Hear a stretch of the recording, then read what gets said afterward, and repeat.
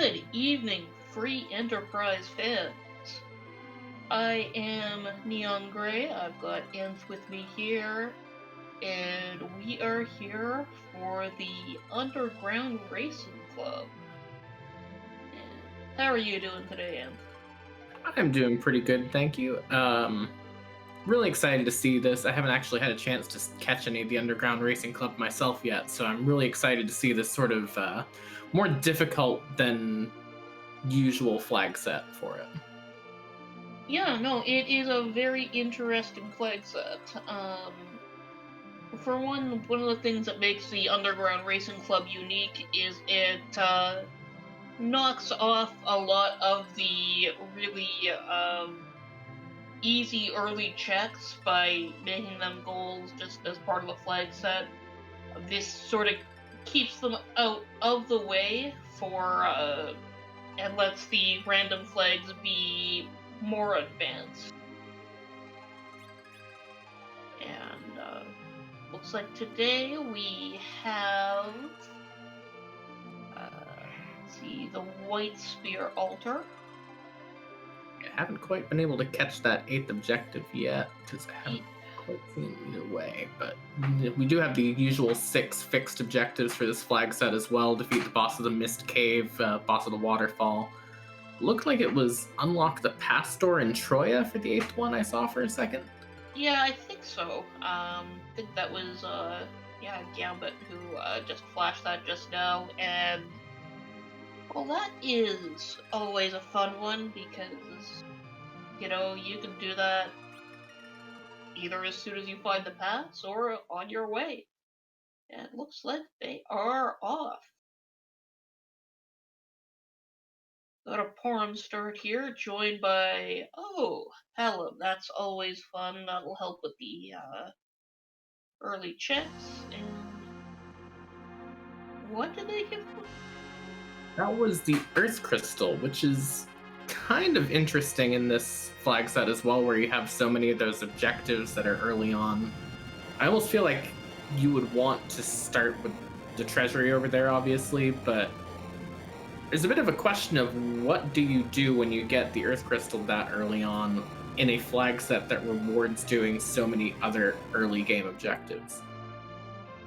Yeah, I still think it's generally a good idea to go for that first, just because that can get you a good kickstart for, for things that will get you going. But it looks like neither one of our restream runners are doing that. We've got one going to the mist, and one is heading to Damsian. Are going to see our good friend Dr. Luggage here in the Mist Cave. This should obviously be a pretty easy fight, especially with all that HP just distributed out between 3 different bosses. Yeah, the only real issue, which isn't turning out to be one, is that this does have a pretty high magic defense, but Twin is pretty powerful and it punches through right there. And that's a nice early pickup on the objective too, like I was wondering, we do see Moonblaze going for that Damsian unlock and like that, Gambit going more for the Waterfall Cave and Mist Cave and like that. So it is interesting to see the 2 different strategies of, okay, what can I get for free items and what can I get for free objectives? That's not free at all. That's Golbez in the Watery Pass. Yeah, at least it happened when he only had 2 characters, though, so it won't be the long wait through the dragon killing things one by one. So that is actually, I guess, sort of a benefit of that, as we do see Edward on top of Mount Hobbs. And Moonblaze Wolf just notes straight out of that.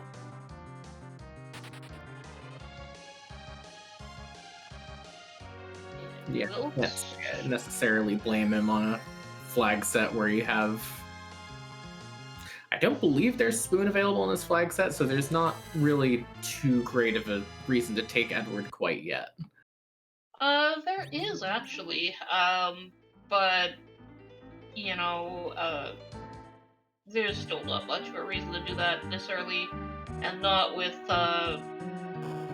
this party setup. You're not really hard up for extra characters yet. I do just wonder how long they're gonna try and just coast off of Twincast as much as possible, or if they're going to try and find a different check that might give them a character as soon as one becomes available. It's hard to say, but Twin can carry all the way up until Palamberg Virus, which will certainly take over for being good at killing things. Like you're a little weak on hit points with this party, but it's an efficient party, so you don't need to worry about it so much. Well, that's a free fight. Yeah, it's quite lucky, especially if, this gives you a good key item that could possibly give you another character that would help make that a lot smoother than trying to ride out the low health Palamporum all the way through. Yeah. And it looks like Gambit is heading over to the treasury now. Now, this is T standard, so there's not going to be anything fancy going on, but there is going to be a fair bit more treasures in one place, which will help. Yeah, and like you said, if there's something really particularly good here, it just happens to show up. We do actually see a package here in Antlion, so it'll be interesting to see if Moonblaze goes for that. Then, this could turn out to be a huge early boost, or it could turn out to be nothing. But Catclaw seems okay if you find a Yang later, at least. Yeah, the Dragoon armor is good if we can get a heavy armor character, because I always like having the elemental protection from that. And that ninja shirt is that's good money. Even on Outsquarter, it will sell well. It's a pretty good treasury for just getting yourself going in terms of money. Also, picking up a cursed ring down there will be pretty big long term, I would imagine. Yeah, very nice. And that's an Edward in on the package. We're not taking that. There's a free Edward on a mountain. We don't need an Edward with a cutscene. If anyone does want to go for the all Edward strategy, they're definitely set so far on this seed.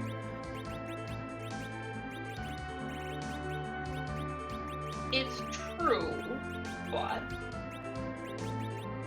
I'm not saying it's a good idea. I am saying that it's an idea that you could possibly do. Gambit heading back, try that Golbez again.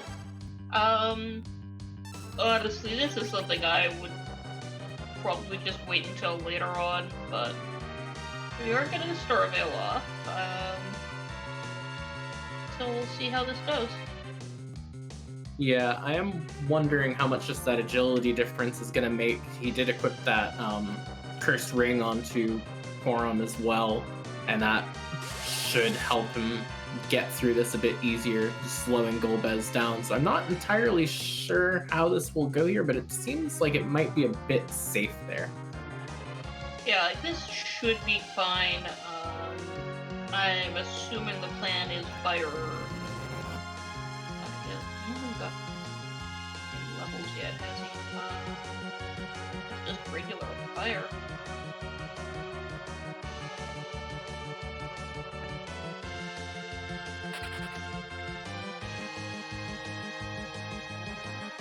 We do see Moonblaze also taking down the Dr. Luggage here in the Mist Cave. Looked like he was having a little bit of a rough time for a second there from the poison gas, but manages to take it down with a Kamikaze for 37 damage. I mean, it gets the job done. I mean, if you're gonna do it, you might as well do it in style, so, that was definitely worthwhile there. Yeah. That fire's not doing much good, and the problem of having that anchor forum is it's really gonna weaken that twin magic. And she is the higher priority character here. So it is her magic being used for that. Yeah, we do see that form going down already. The real question is, can you get that Golbez dead through reflected spells before that Star Veil runs out, or is he going to end up burning another Star Veil on it to get through, or is that just going to be a, nope, I'm going to come back later sort of thing? Yeah, like, I am just not sure it is worth it to be doing this attrition this early, but like, it is good to get your objectives out of the way. I just feel like, you could be making more progress elsewhere. Yeah, I would definitely agree, especially on a spot like this in Waterfall where there's not a key item reward for it. There's no reward for it aside from that completed objective that would really make you want to try and get through this, especially early. So, yep, we are going to see the reset out of it there. Yeah, that was a wipe, so... And yeah, he's leaving. Leaving and gonna go find his own spare Edward sitting here in the Mount Hobbs. Yeah, this is probably where I would go check out Fabul. Twin Magic can get you through that pretty easily, and that is a key item bearing check. Yeah, and as you say that, Moonblaze looking like he's gonna follow your advice and head for Fabul. Looks like Gambit is taking that, Edward.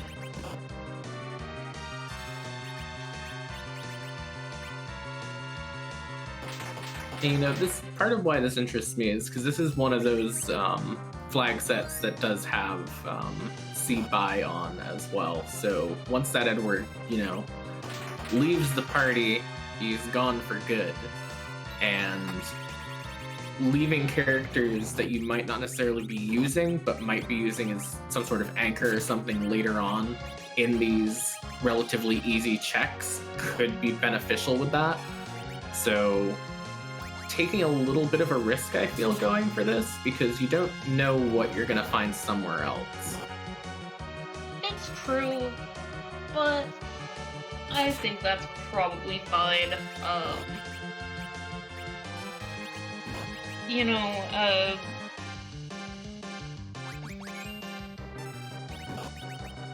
We've already got a cursed rig, so if we ditch an Edward later, we can still get an anchor going.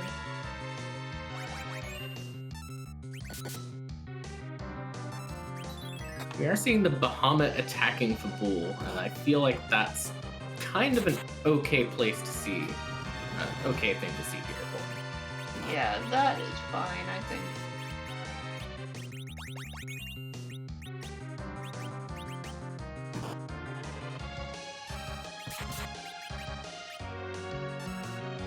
Yeah,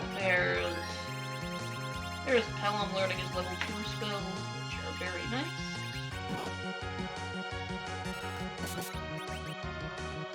And what do we have from the king? Tower. Yeah, so nothing really useful quite yet, obviously, because of no underground access. So that sort of leaves Baron Inn and Mount Ordeals for underground access points at this point. Right now, yeah, or it could be behind Earth Crystal, which does come up sometimes. Oh yes, the Earth Crystal as well, I'd forgotten about that. Yeah, which we're not quite ready to take that on yet, but it could be there. So, Fabul being a bust, where would you go from here if you were in Moonblaze's position? Probably down to Ordeals. these two can take it. Like, even at these levels, it's doable. We're also now seeing Gambit getting through that Octoman fight on top of Hobbs and securing his Edward into his party for now. And more importantly, getting some levels onto that Palom. Yeah, I wonder where his next step is going to be from here, At some point, I would imagine he's probably going to want to go back and get that Golbez down if he was intent on getting it down early. So the question is, how many more places does he go before he just heads right back there? Yeah, but hopefully not yet. Yeah, no, he's heading to Kabul. Looks like Blaze is gonna go take that Edward.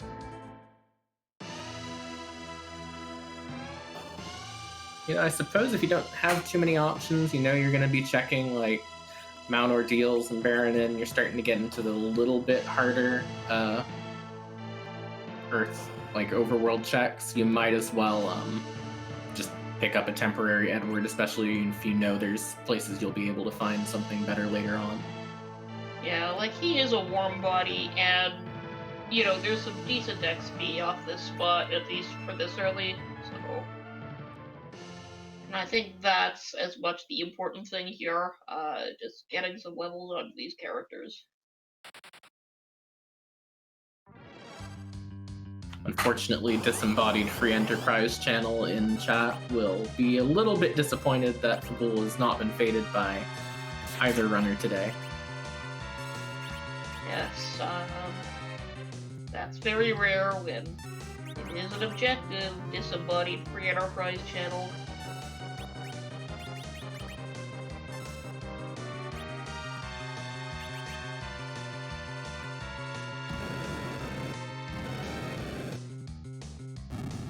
So another thing worth noting in this flag set that's going to be familiar to people who've watched, Threema Zone and other more difficult flag sets is there's no free characters in this flag set either. So they're definitely needing to go through Hobbs to get something going is the general thought here, because no other place to get it. Gambit now also picking up his tower key and free Starvale in the King's Room.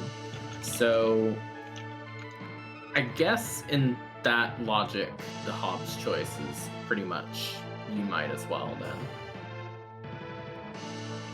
Yeah.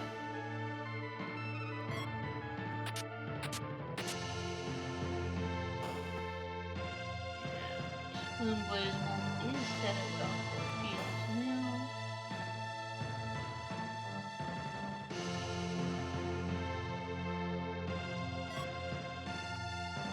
Let's see who the first boss here is.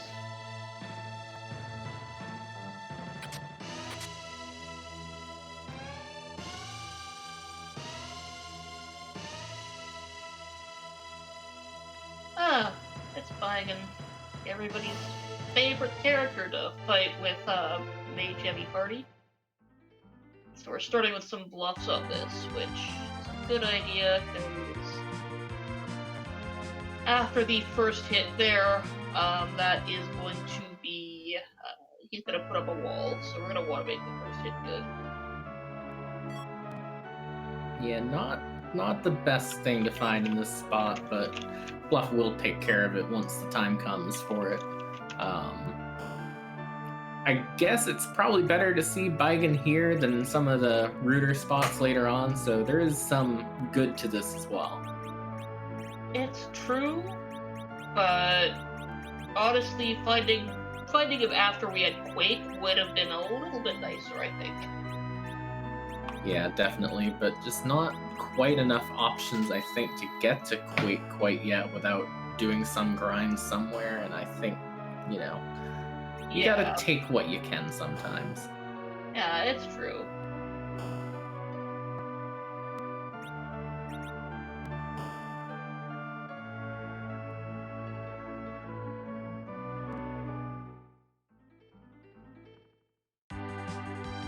Gambit now going through, checking some shops in Silvera and like that, getting some treasures. almost wondering if he feels like he might be a little bit of a weak spot now, looking like he's going to go down to the bottom of Antlion Cave and find his King Queen Emblem. Ah, yes, because he hasn't done this yet, but this will be nice and quick. And the main body is down on that wagon, and we are through there.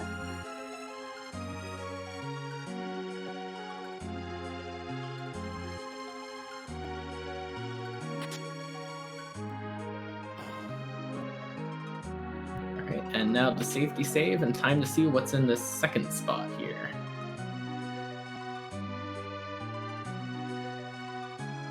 Another boss that would be a lot easier with Quake. You know, this does feel a little bit like it's trying to tell them something about, you know, maybe check somewhere else, come back with Quake later. Ah, it'll be fine. Yeah, this is not a particularly difficult boss here. It's just one that's gonna throw up more of an annoyance than anything. Yeah, like this is plenty doable. It's just annoying. We'll toss them all down to the peak for me one at a time.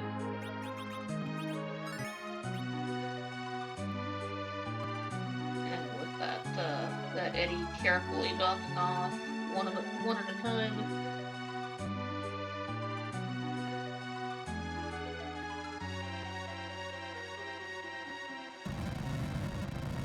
Here we go.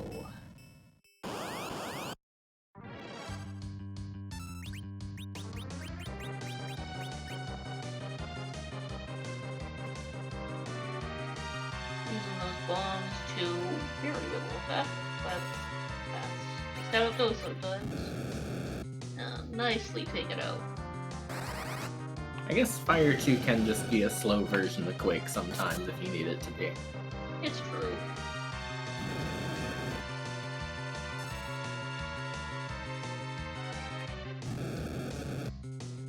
We are going to hit the real question here, though, which is what are we going to get from the top of Mount Ordeals, and what is this final boss here in the Dark Knight Cecil spot? Something good. That's an adamant, which that is part of a goal, so that's good to have. And oh, this is fine. Nobody's happy to fight a nope rope, but here is the place where you want to fight it if you ever do. Yeah, a little bit of the friendly note rope for once is never unwelcome. Does mean, though, with that adamant that our underground access is locked behind either Baronin or Tower of Zot. Neither of which seem like they would necessarily be a problem unless there's a particularly scary boss at either at this point, but, you know, kind of wished you would see some progress at this point, I feel. Yeah, it's never great when you're finding all these key items that just aren't very good for you yet. Like all Canadian content, the Pogo Pogo goes away politely. Yeah, I'm gonna try that Golbez again real quick. You know, with that Edward on the floor at the moment and that bit of extra strength, I don't see this posing too much of a problem for him now. Might as well, while you're there, just clear that objective off the board. Yeah, this should be easier now.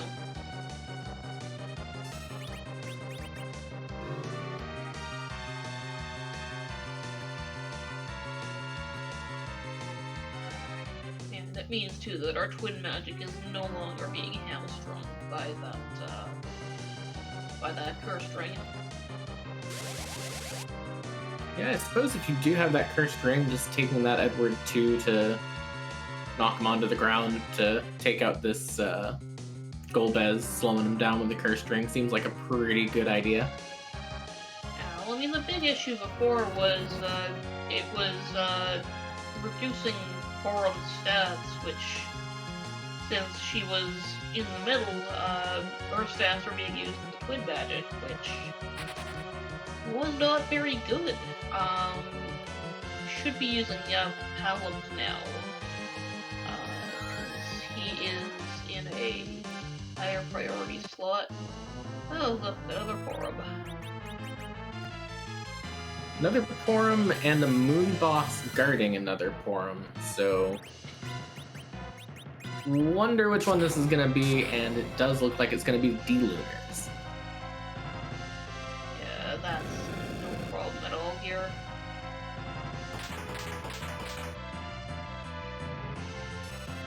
And yeah, look at that flare on Golbez, it's doing like 900 now, that's so much better. Yeah, D-Lunar's going down. I expect this Golbez on Gambit's side to be going down pretty quickly as well. Gonna see the second boss, and it's CPU in the end. Oh, that's, unpleasant. You know, it's always a bad thing when your twin turns out to be a giant robot ball instead. Yeah.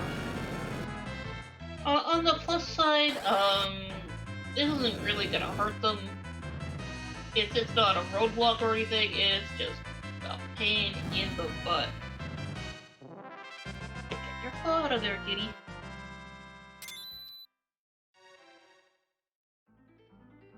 And Golbez is down for Gambit. Yeah, free fight, but a bit of a long fight, so it's gonna be there for a while, and now Gambit is gonna see second Edward as his prize. Yes, and we're just gonna leave him there.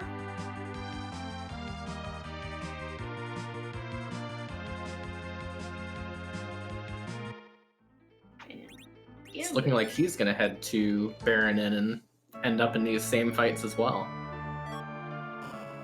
Yeah, well, this should be simple enough. Like, neither of them are hard, but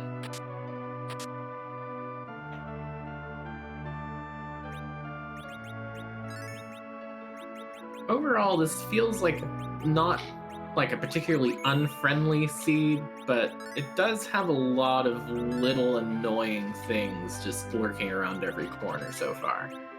yeah, like, this is not a seed that likes you very much. It doesn't hate you, but it's not your friend.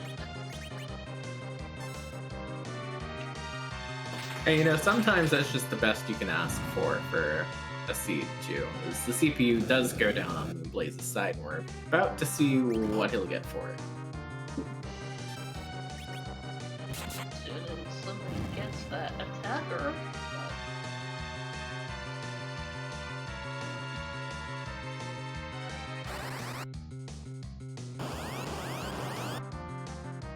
There it goes. And Gambit starts the CPU.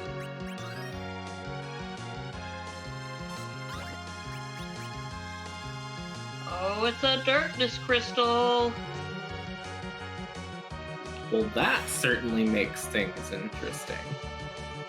Yeah, so our underground access is gonna be through Zot. Or a Mist Dragon.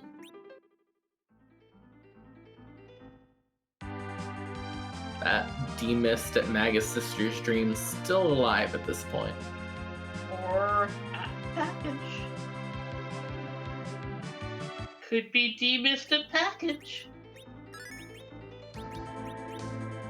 Yeah, demisted package could be an exciting moment as, you know, you play a sort of game of chicken at that point of how long do you avoid the Edward before you realize that, oh no, it's stuck behind demisted package. Because I feel like you go through basically every other possible option first. Yeah. We are gonna head up and see who the moon character is. We could use somebody with a bit more sturdiness right now.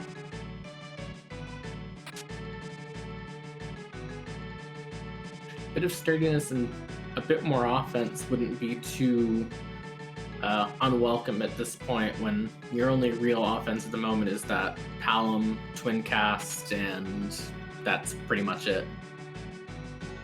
Yeah, and it'll get the job done, but right now we could use some help. Yeah, we did see Gambit not quite making it through that CPU fight, is now climbing up Mount Ordeal's, going to find the wonderful series of bosses you wish you had Quake for up here as well. Yeah, but this should be fine. Nothing here is too terribly threatening. It's just, again, you wish you had Quake for them. Vampires for sale on the moon, that could actually help out a lot.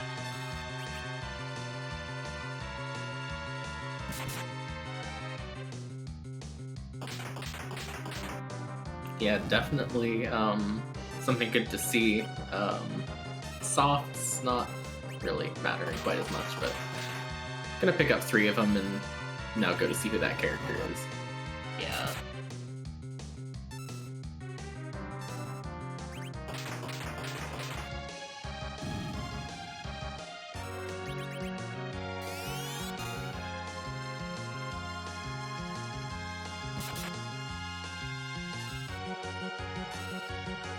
And that there nicely takes down Biden. Who do we have on the moon?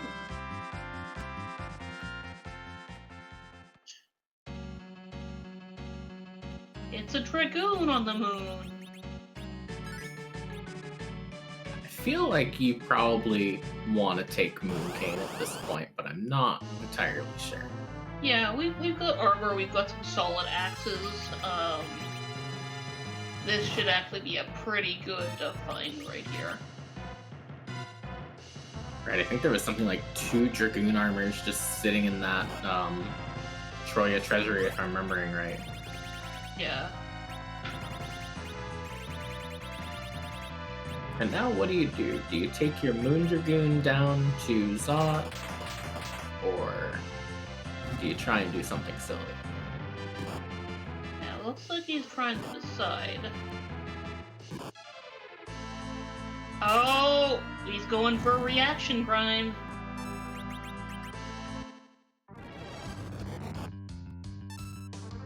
Now, this is interesting because this is not a grind that this is a grind I've heard of, but not one that I've actually seen done. Yeah, this should give him the levels he needs, assuming he can find the right encounter. The danger of this is a lot more in the getting to the actual encounter, but it's a very fun trick.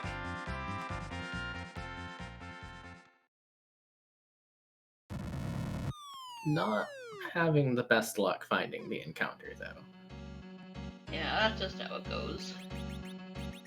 It could be a little bit deep in there. There we go, there's a grenade. We cast a single lit one on the grenade, and he dies. That is deeply unfortunate to have happen, but Sumi is just gonna get that encounter again and give it another shot, and that'll be that. Yep. That's your board phase AI right there.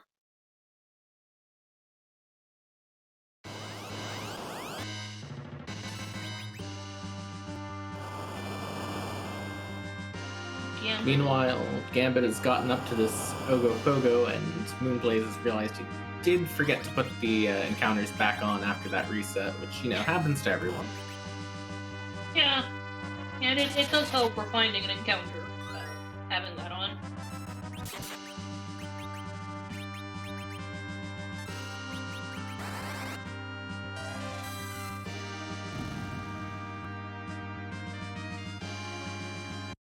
There we go. Oh, And answered the question in chat. It is 7 objectives to get the crystal. That first objective on the on-screen tracker is actually 4 separate objectives that we've just condensed down to 1 because odds are they're probably going to do all 4 of them. There go. There's the lit. There's the reaction.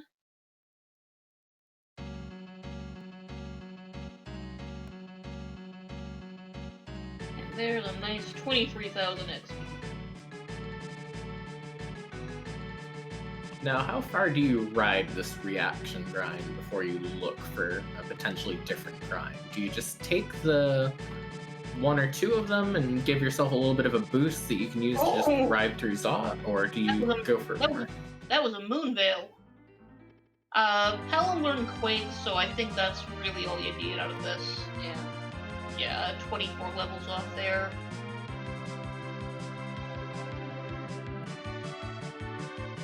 Yeah, so I think the one is fine.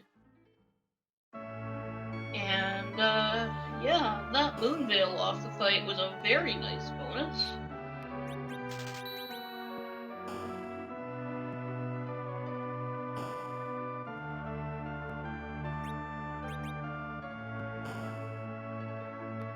Now, I assume that he's probably going to go straight for Zot from here to get that underground access at this point. Yeah, like you got it pretty much, and we're able to take that now.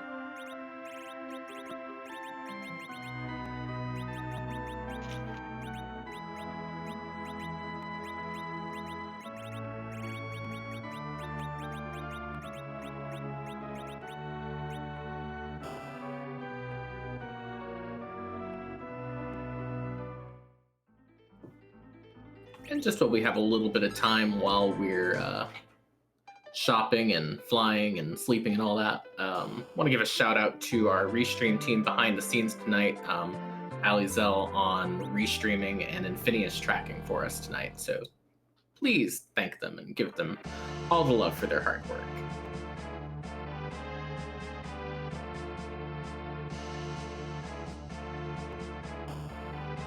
Yes, make sure you follow them. Make sure you follow in. Commentating buddy here. Make sure you follow our runners too. They are both great people, great to watch. Just general good times all around.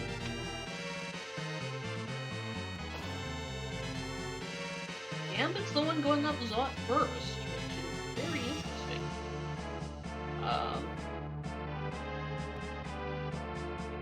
Moonblade's gonna be less happy to find this Golbez now that he's stocked his party up to 5. Yeah, but he should go down pretty quickly now. We've got levels and... Gambit is taking the Flame Dog.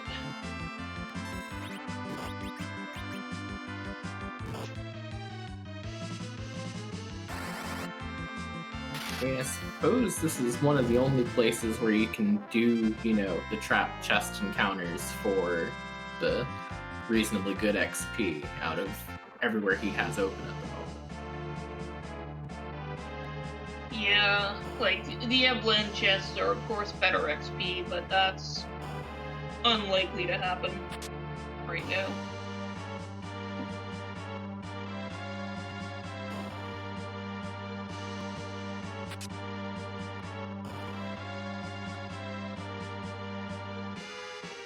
And of course, any chance you could find something in these chests and get a bonus out of that. Unfortunately, more Dragoon armor is not really a great prize when you've already seen 2 out of the treasury, but it's something you can sell at least. Yeah, like, it's fine. It's fine.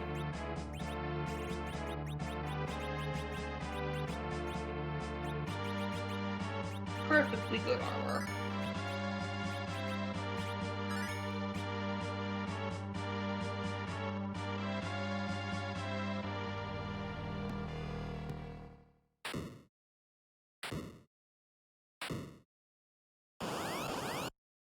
It looks like Baron guards at this Magus Sister spot.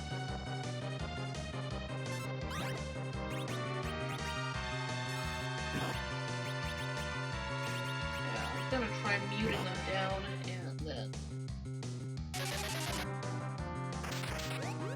Virus away.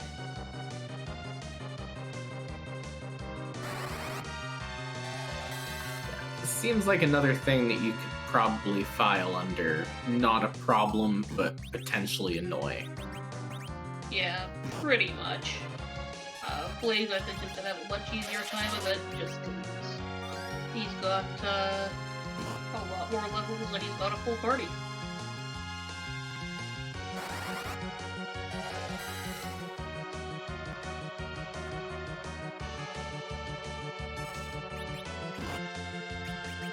To me, the real question is at this point is what if this ends up being a hook route? With how things have been going a bit for Gambit, where he might not be able to rely so much on getting some sort of big immediate boost out of getting underground.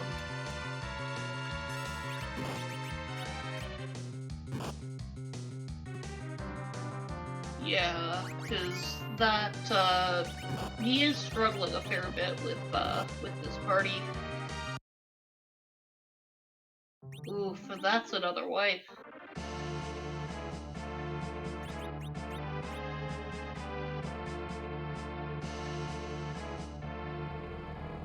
Well, he's gonna go take another stab at it, so obviously thinks he can get through it, which, better luck he should be able to.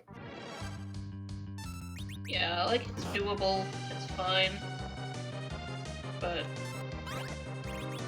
it's just a pain in the butt.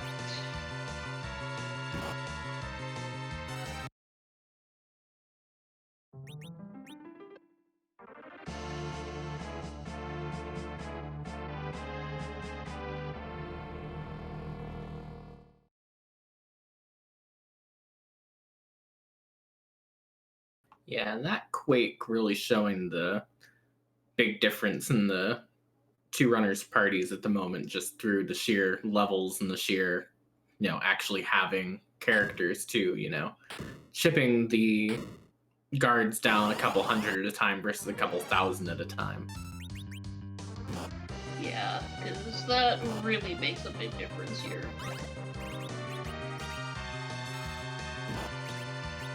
There we go. Blaze is through.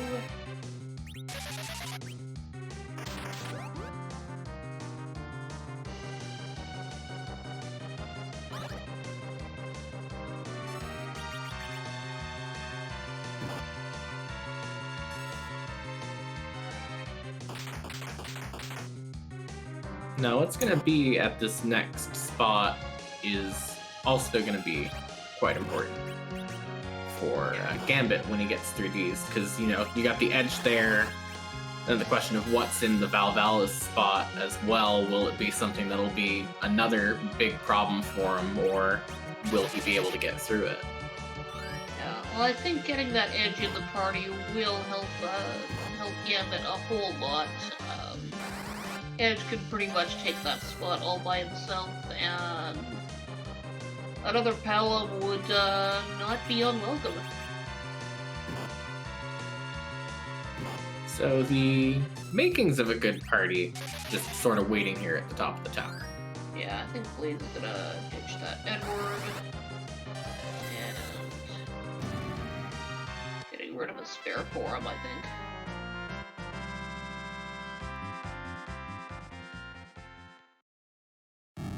Gambit is through that Baron Guards fight, though, so he's going to be very happy with finding these characters here. Yeah, very much so.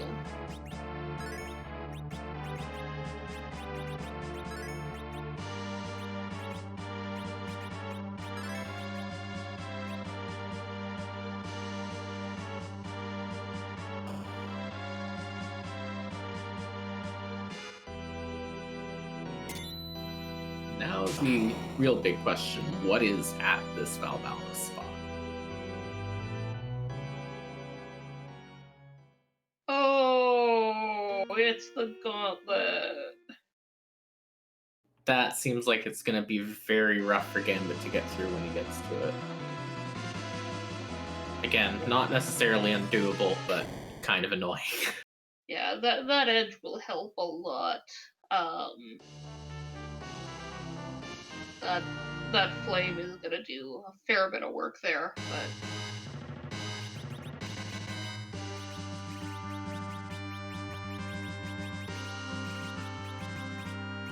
And, you know, this experience from the alt gauntlet could help him out quite a bit too, so that's probably not something that can be discounted here. Yeah, definitely.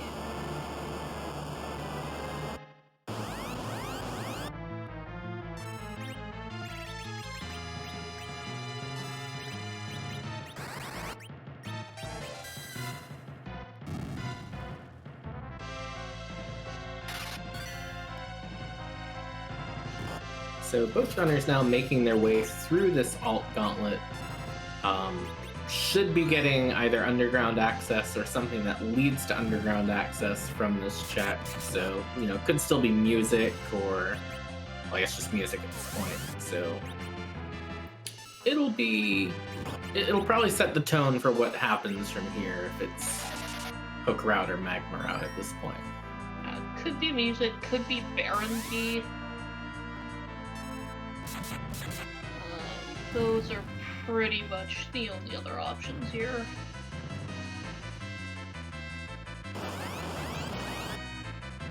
Could be one into the other, and we could just have another one of these. You know, it would be in the theme of this seed being doable, but a bit annoying to have the long chain leading to underground access.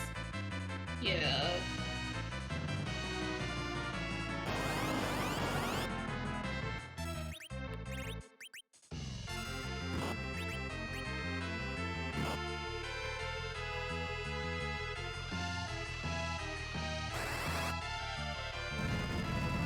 I believe Moonblaze is on the last fight of this gauntlet now, so it won't be too long before we see what that is. Yeah. And looks like Gambit did pick up Quake for that form at some point, which is helping a lot. Right, and our tracker and Phineas and chat also still pointing out Demisted package is technically an option. That's very true. So very true.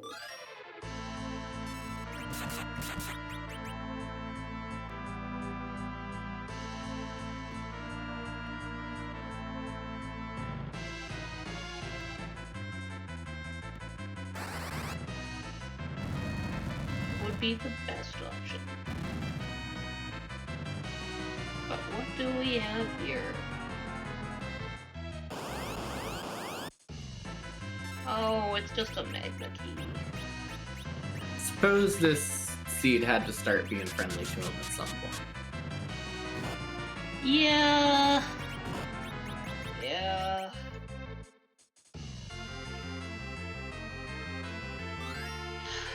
So disappointing though. Like, come on.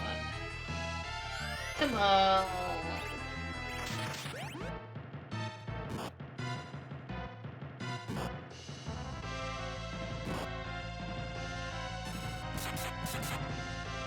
So, do you, at this point, like, do you check the freebies underground real quick and then go through one of the other checks? Do you take a little bit more of a risk and just do that tower quickly and hope for good stuff from the 2 checks you get from that?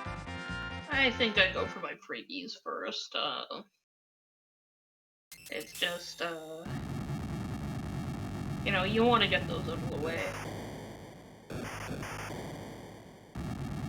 That does also give you the option of there's, you know, it just happens to be a free boss at the King and Queen Evelyn spot of, or not King Queen Evelyn, King and Queen Feymarch spot. You could just knock that out quickly as well. Yeah, though I think we've gotten most of the free ones out of the way right now.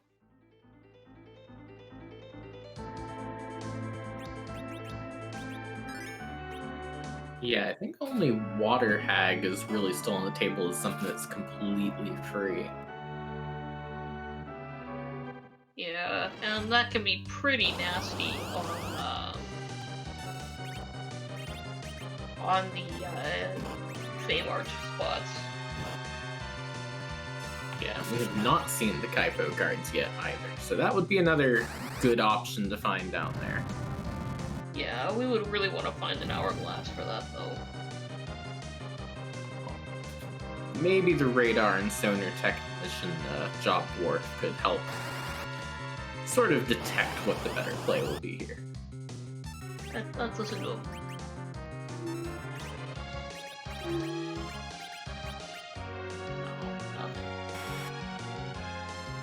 No help from the friendly job dwarf today, unfortunately. They're just gonna have to do it the old-fashioned way and just head on down and check.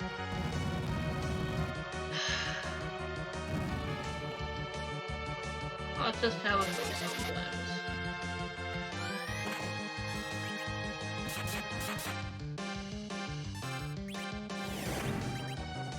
Gambit now with that edge, with the extra levels and all that, going to get his revenge on the floating ball of doom at Baronin.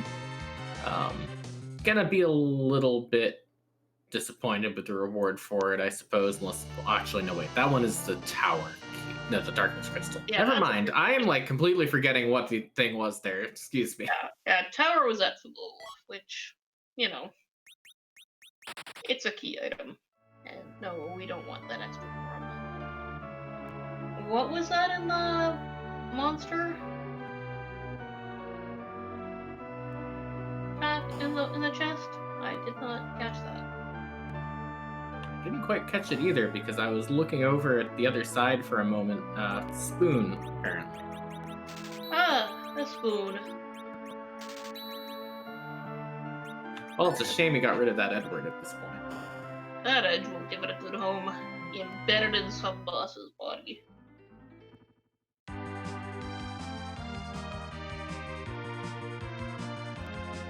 You know, at the end of the day, it's the same thing, and a moon sparkle and an evil wall. I And don't not gonna like take that. it. Yeah, I don't like that very much. We could be in for a bit of a rough ride on this one if one of those ends up being required. Yeah.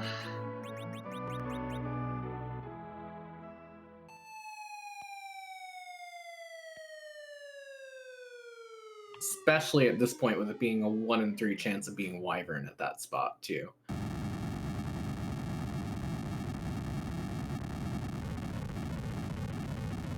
Yeah, we have gotten through a number of those moon bosses, so with everyone we find, the greater the chance of Wyvern. Yeah, we do know, I believe another one is at the top of Tower, so probably we'll see what that one is soon before we see what the one at the bottom of Fey March is.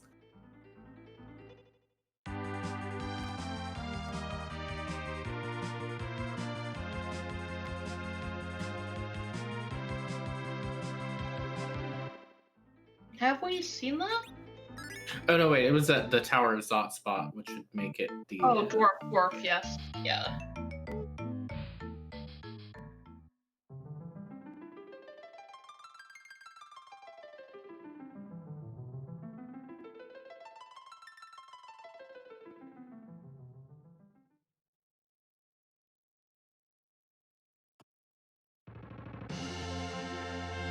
Gambit now gonna go up and get his Moon Goon as well.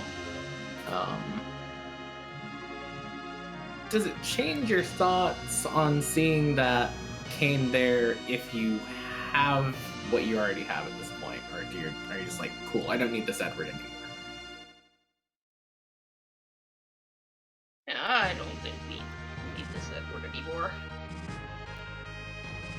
You know, I was thinking that was probably the answer, but I was just holding out hope that someone would say, you know what, I'm gonna keep the Edward on principle.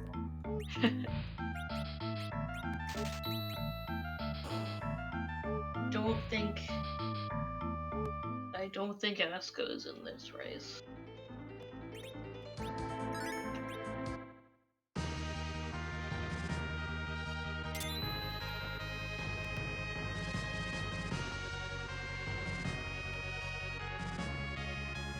Kainatsu at Doll's spot seems like a pretty good thing to see compared to other options for where you could find Kainatsu.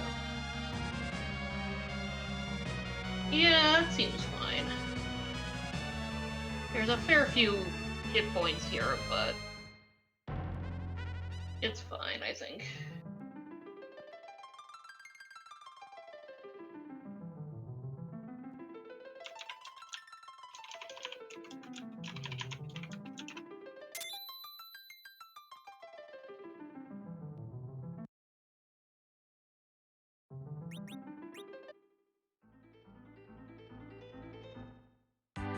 Vault Gambit reset off of the moon, so it seems like he is actually going to say, I do still need this Edward.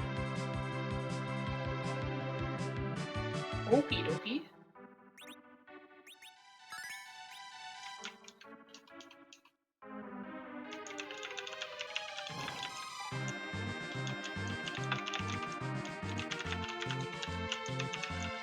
Yeah, the only thing I can think off the top of my head is thinking that he might need to use Edward strats on that Z fight later. Maybe, but...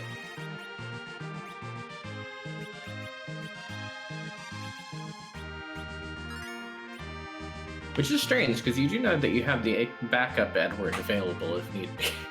No, nobody's gonna take that backup Edward. It's behind a massive cutscene. I know, I'm just holding out hope that someone will go back for backup Edward, you know? Nobody wants a backup Edward.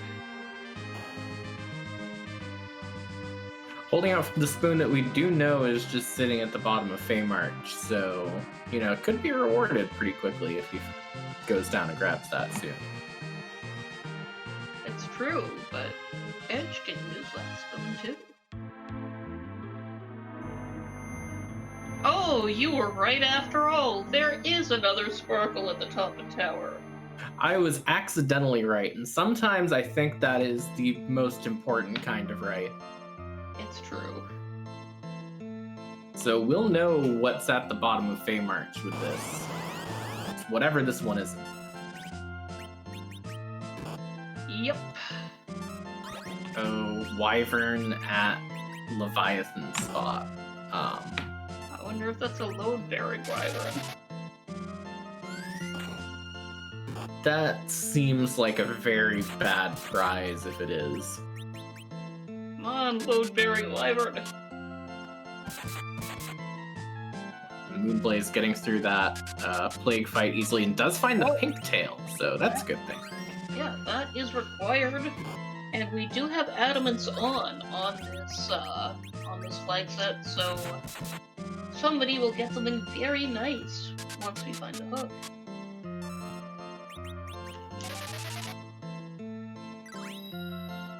And to answer the question from Skull in chat, I'm on team Chaos mostly, so, you know, if an Edward would add to that, that's fine.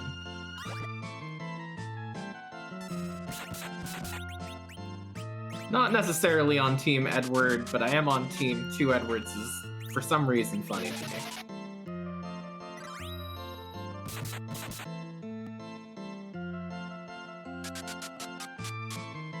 I like Edward, it's just...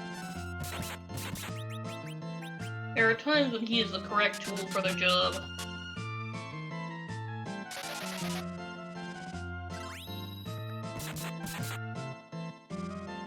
Well, Moonblade's gonna make his way up Lower Babel as well. So we'll see what this is gonna turn up pretty quickly. Because I almost wonder if he's gonna make it to the top and get through before Gambit is quite finished this at this rate. Just with how things have been going. I mean, he's caught up quite a bit in levels, but Moonblaze does have a pretty strong party right now. Yeah, like the big issue with this particular spot is there's a lot of hit points here.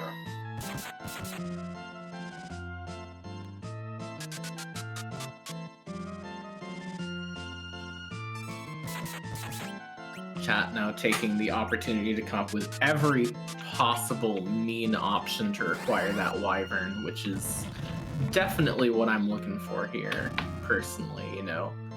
Baron Key's an option, Pan's an option, Hook's an option, all three of which could create hard required Wyvern. But there is a Legend Sword.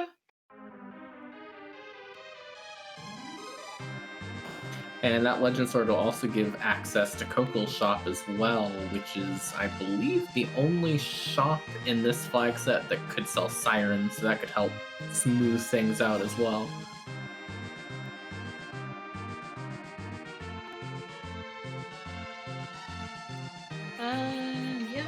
Pro, and that is, of course, a very nice thing to have. And a Pain Man managing the cannon controls seems like it could be a pretty nice thing as well. Yeah,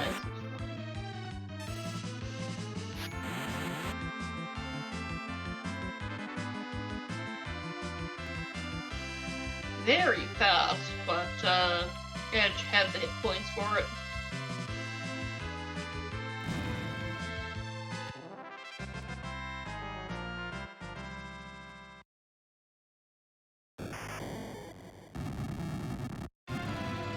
Yeah, still some hope for the required Wyvern. You know, you could have the pink tail and pass lock behind it, but hope's fading quickly or possibly raising quickly in the case of the runners who probably don't want to have to deal with that tonight.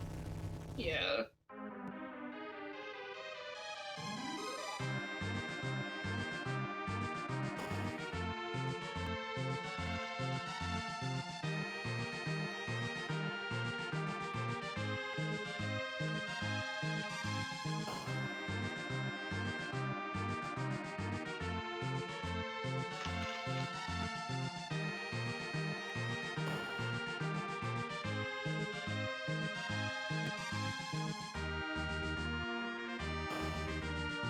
And Moonblaze Wolf is through on the Paladin, gonna get his Legend Sword. We'll likely also run into that Pain Man on the way down, so that'll be that taken care of. We're about to see what that'll net him on Gambit's side.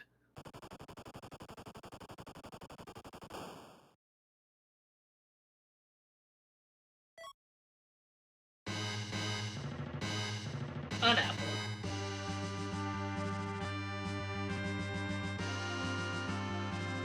Well, I suppose he'll keep any doctors away. It's just unfortunate that he's already gone at this point. It's true, well, he's away after all. I think we've gotten this in the wrong order somehow. A doctor a day kept the apple away. But only temporarily. Ooh, there's wine. There's wine and Zeus gauntlets.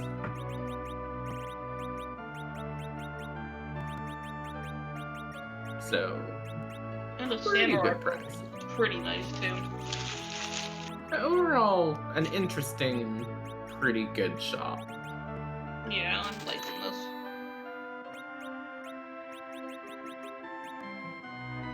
Buy wine. Buy all the wine you can get.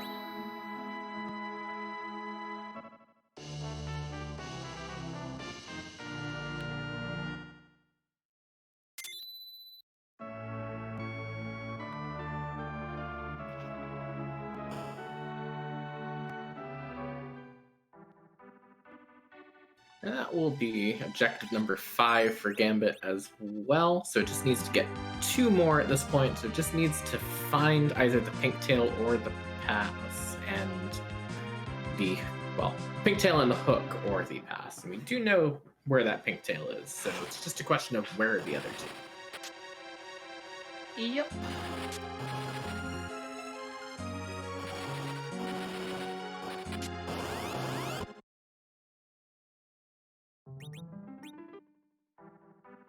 And Gambit finds that trap chest pretty.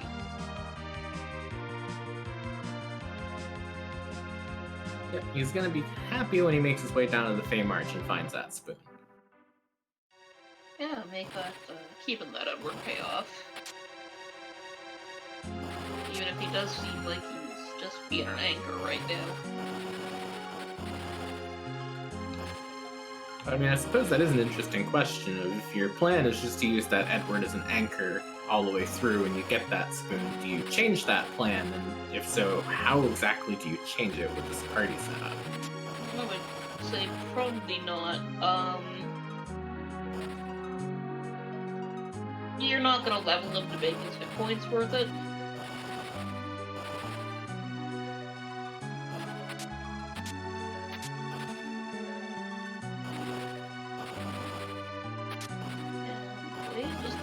invading that shop, I think.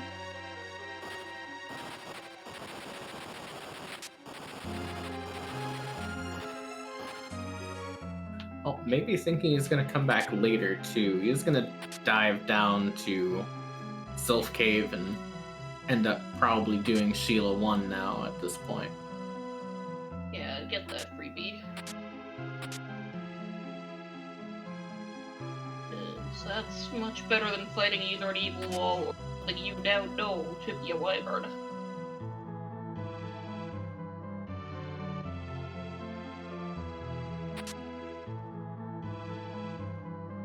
He did buy a Zeus and some wine there, so Okay. yeah. I just missed it then. Thank you to Firebird Lover in chat for pointing that out for us.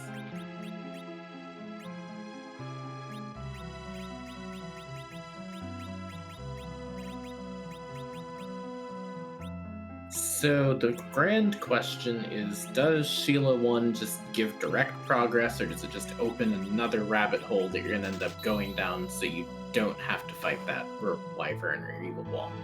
Or does she give nothing at all?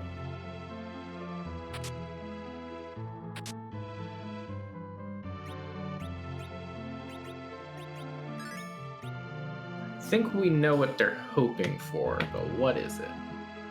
Artemis Arrows. Oh, that boy. seems like a bad prize to get there, unfortunately.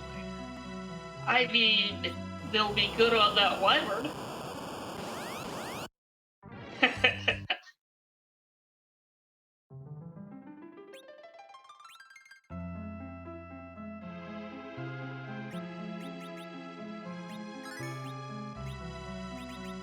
But seriously, with that wyvern there, that actually is probably your best use case for that spoon. Yeah, just toss it at him and hope for the best. Yeah, because you want to deal as much damage as possible, as fast as possible there. And unfortunately for the King Ryu grind hopes, the Eno Sirens flag is on, so their Sirens are gone from the sneak tables for this run.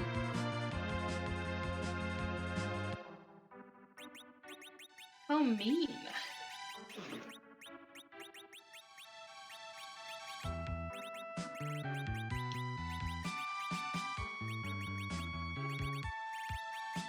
I suppose there is the chance of the moon bosses being something worthwhile, though. And that is very true, and now, when you're facing down wyvern or evil wall, now does seem like a good time to go to a moon, because no, I don't want to fight that. Nobody wants to fight that. Moon and hope for something friendly, and the white spear is already hard required by the, well, not hard required, but already unobjective anyways. You might as well, if you're gonna take a hard fight, why not take one that'll get you a bit more progress? And yeah, he is also out of checks apart from Fey March, so that's probably playing into it, unless there is that demisted package. Could be a demisted package.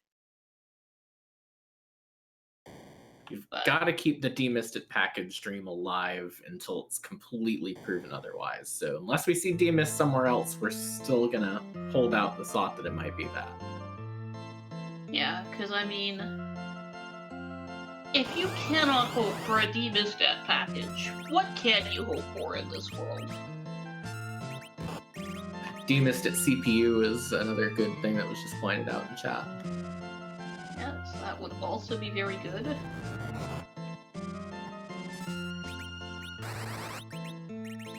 Basically, there's any number of mean things that it could be to avoid that wyvern needle wall. Yes. It's just, is this a cursed monkey paw situation where you hoping that there's something other than evil wall is gonna backfire horribly?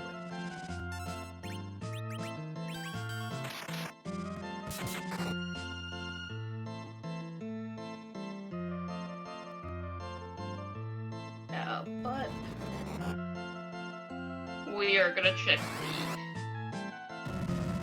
the checks that we know are likely to be productive here. This is an objective. Should probably do it.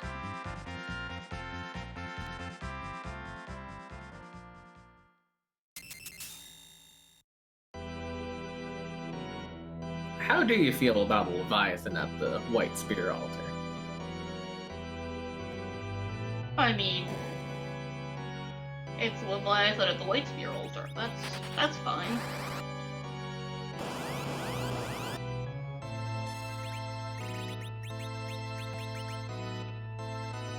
See, throwing a little bit of a good thing their way.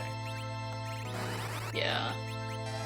Like, this is not gonna be an issue here.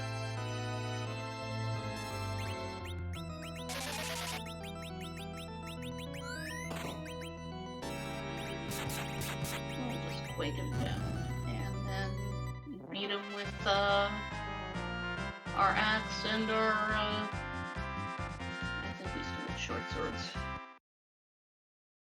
Not a seed full of edge weapons.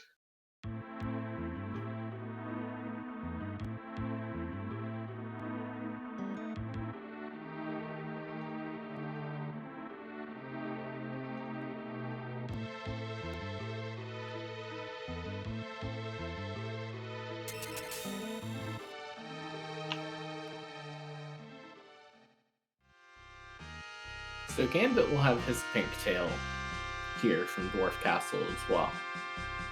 And he'll realize pretty soon that there are no other checks. I don't think he's done Sheila 1 yet, so hasn't quite gotten those Osa valuable Artemis arrows that'll break this further forward for him.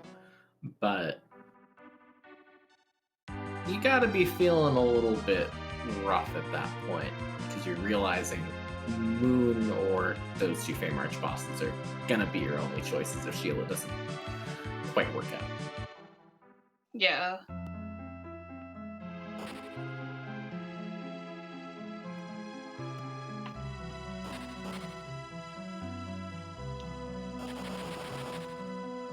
But we are through on that Leviathan, so let's see what we've got.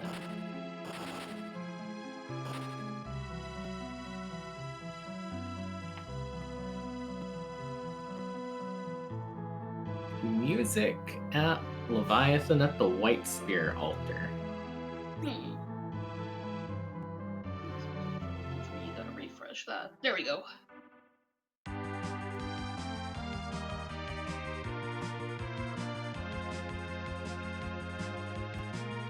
Well, we might be in for music as long as the moon does not give anything else that could possibly be used for progress. That's the hope at this point. Yeah, music would be nice.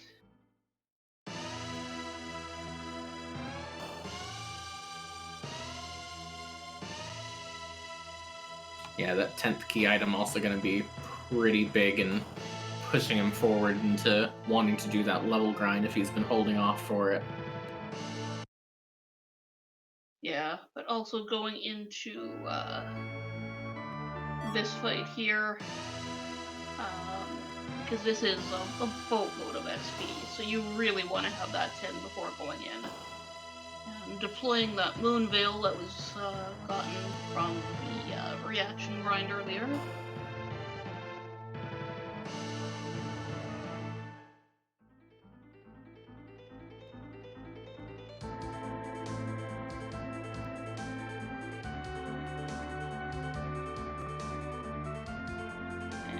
Fire 3 will just make everything go real nice.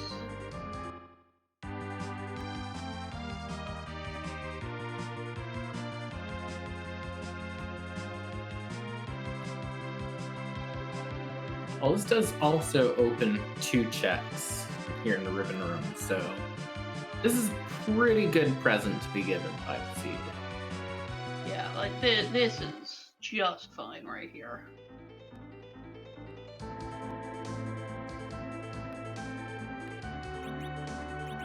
Trying to think of anything that's still on the table that could be a better option than this. I'm having a hard time coming up with too many of them.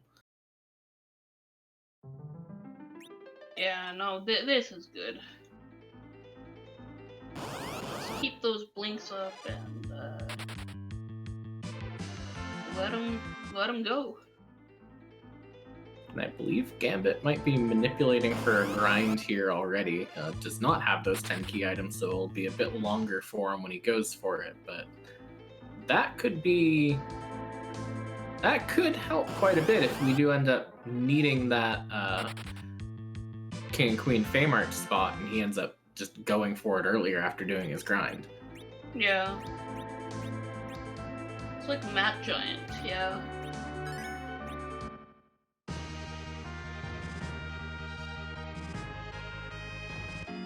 Because right now the wall everybody is at is levels, levels, levels, levels.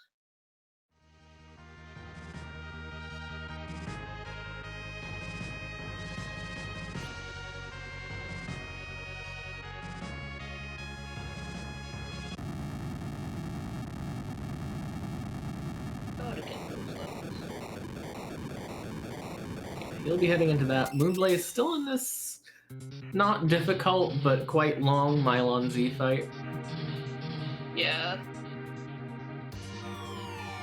And he's through it. There we go. So let's see what we got.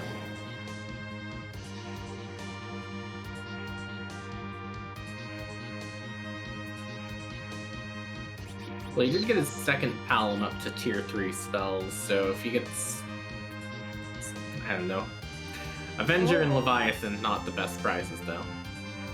I'm happy anytime I see an Avenger.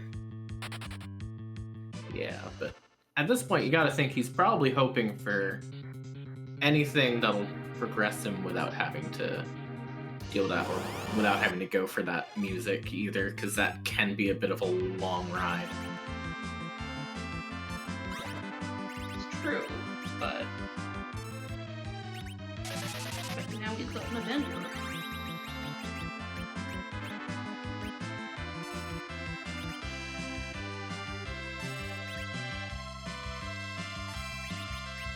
Well, it's true, and he is the one that has the cane too, so that's helpful.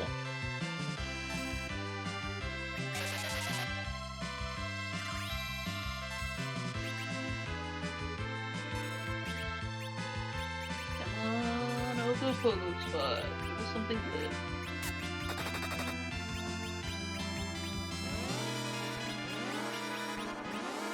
Here, we just fought you. He's back for round 2. And looking like he's going to go for Reflect Strat, so round 2 and round 2 alone it will be.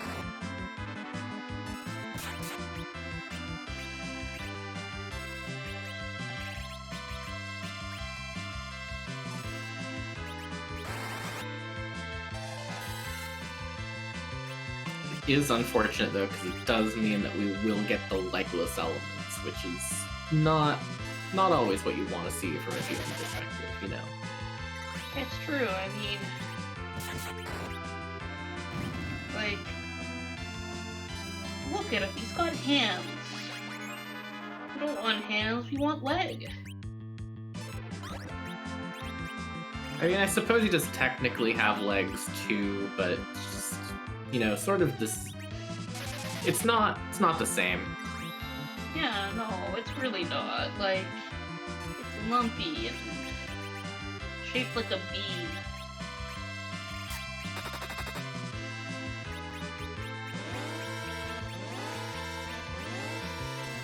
I don't want it shaped like a bean, I want a leg. A shapely red and white leg.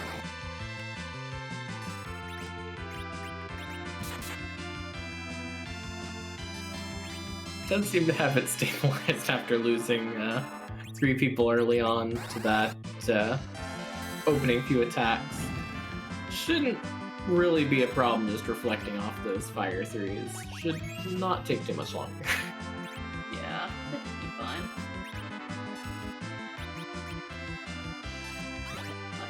Like, that's quad dines, that's fine.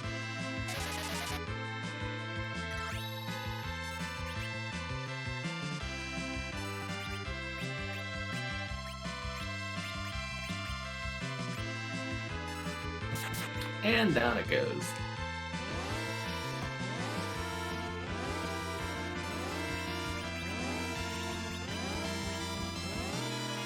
Ooh, that's our pass. And that is go mode for Moonblaze as well. So probably gonna just head out, set up for any grinding he needs to do for the Z fight, and just go ahead and go at this point. Yeah, I get a little sad to not get that hook for that adamant, but you don't need it. It's a nice to have, but it's not in any way preferable. And now we do unfortunately now know that the required Wyvern Dream is now definitively over, which is unfortunate, but you know, it is what it is. Yeah, I mean, what can you do there?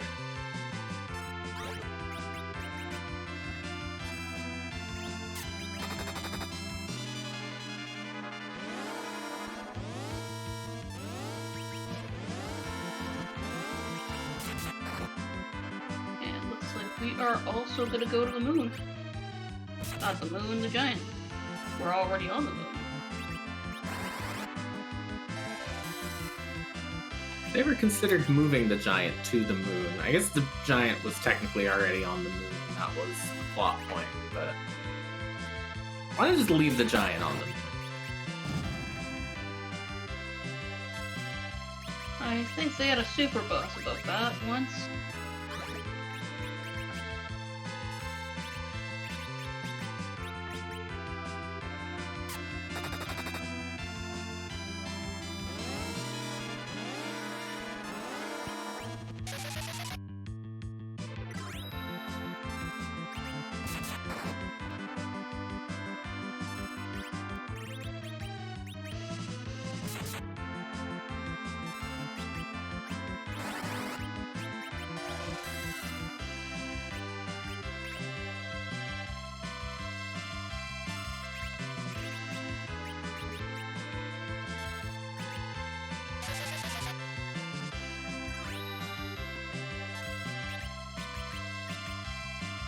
This grind shouldn't be too much longer on Gambit's side, so we'll probably end up seeing Moonblaze going into his grind as Gambit is leaving it, and already knowing what steps Gambit would need to take does make it a bit more interesting to see where he paths from here. I would assume it's going to be basically the same thing. Yeah, because similarly, he is not going to fight that wyvern.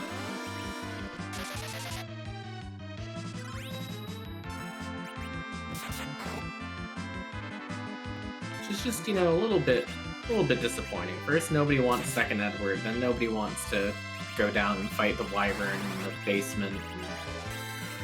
You know, it's just, things have not always panned out the way you hope here.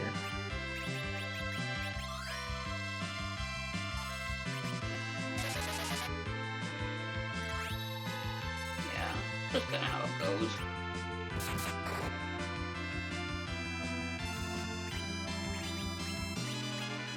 And Phineas, boo.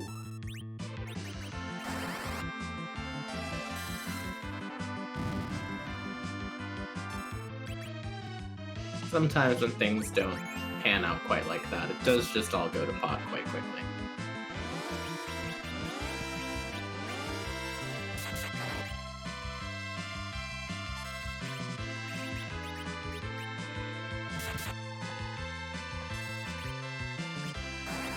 I am sorry for that one.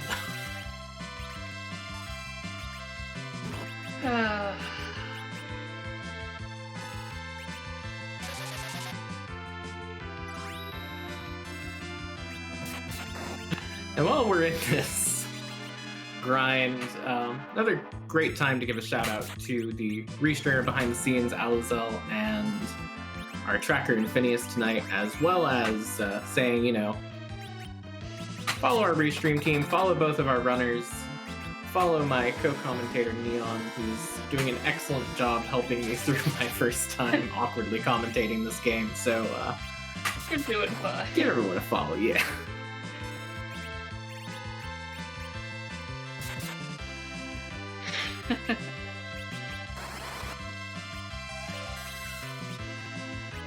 You're not allowed to get away from the pan and pot. You do have something to do with it this time. Alice will say she's got nothing to do with this, but who, I ask, who rolled this seed?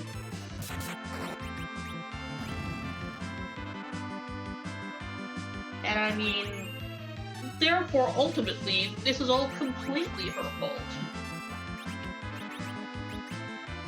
But at least it's made things interesting, because you could say a lot of things about the seed, but I wouldn't really call it boring at very least.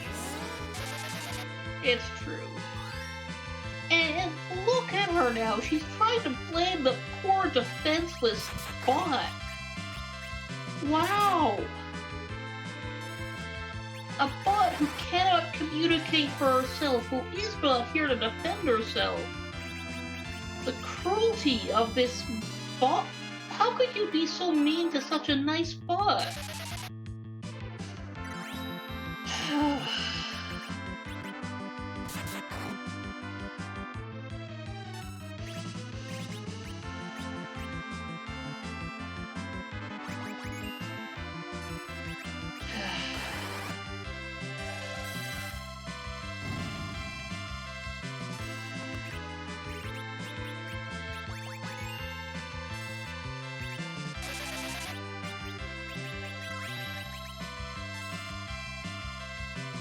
All bots do need cookies.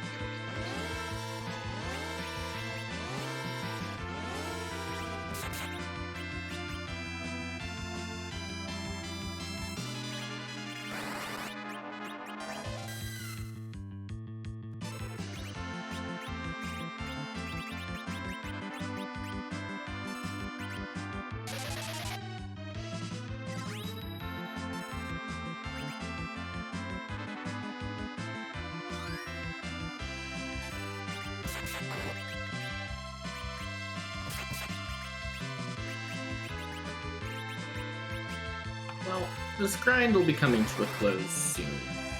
We know that much. Yep. The real question is, does Gambit do the bottom-up moon, or does he end up doing the top-down moon, which in this case we know would definitely not be great comparatively. I mean, I think with the requirement on the Light Spear Ultra, you do go there first. There's always that, like, one question in my mind of, like, you know, do you feel like making a gamble thinking that others might have gone a different route, knowing that you had a bit of a problem early game, or do you just take that safe route? I think he probably does take the safe route, but I do think it is worth mentioning that there is that other possibility as well.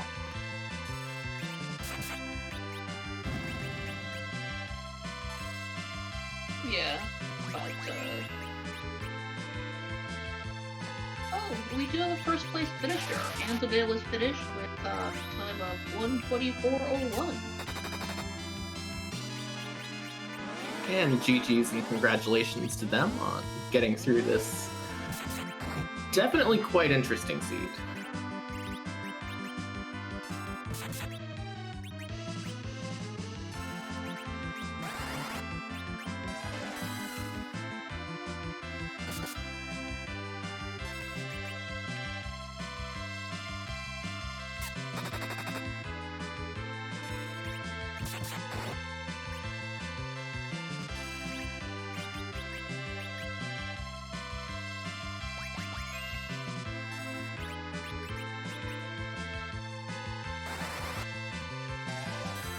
Oh, and looks like Moonblaze is done. Earlier than Gambit, but he does have the 10 Gambit. Yeah, plus those levels earlier from that one reaction fight, plus just general better XP gain from getting that 10 key items and then immediately getting every fight that just dumps XP on you as quickly as possible. So that was pretty good way for that to work out for him. Yeah. Callum's Avenue, which is the important thing.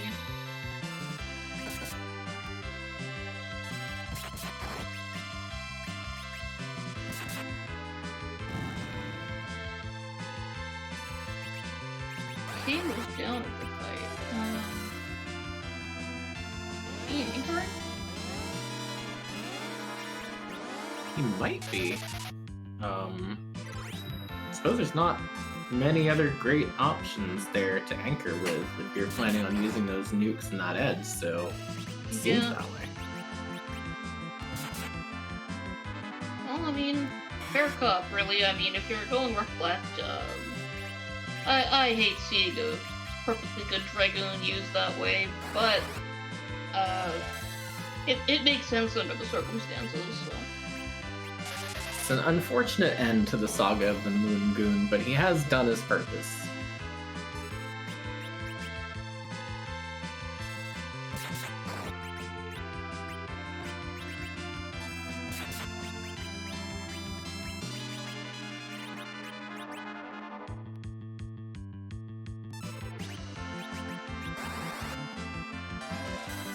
Well, we're about to open up the pass door, which is going to be objective number 7, and I think that usually leads to a question.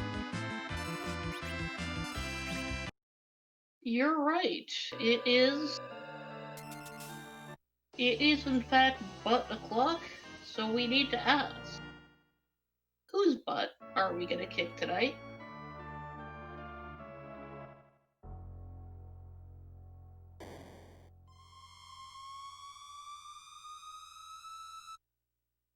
Meanwhile, Gambit does get out of his grind, so won't be too much further behind, because I imagine he's not going to have any problem sweeping through those 3 moon bosses that he needs to get through. Probably will get through at least. So that'll be not too much further for him either.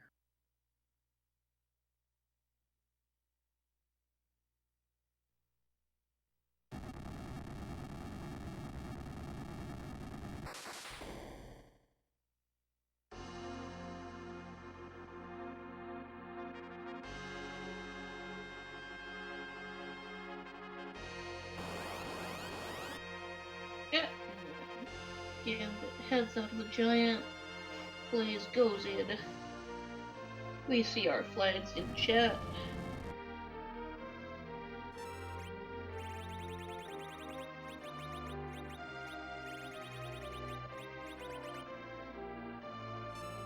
Yeah, and let's get some GGs in chat too for our winner tonight, Antidale, who's showing up in chat while we wait for this crystal to be thrown and wait to see what we've got.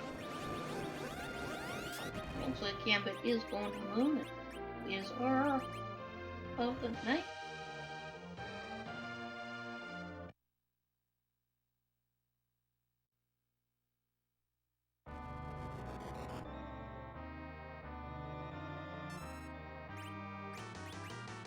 It's you!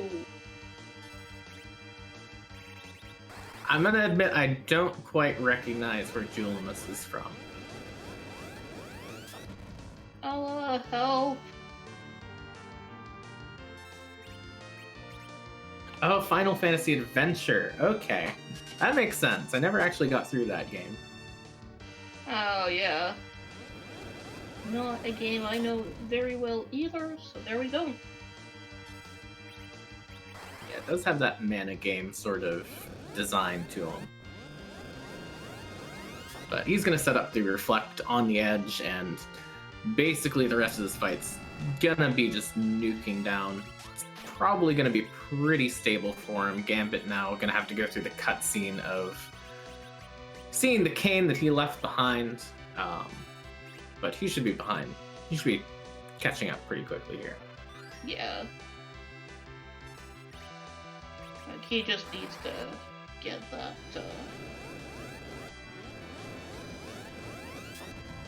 that, White Spear Altar and get that pass, and he will be good to go.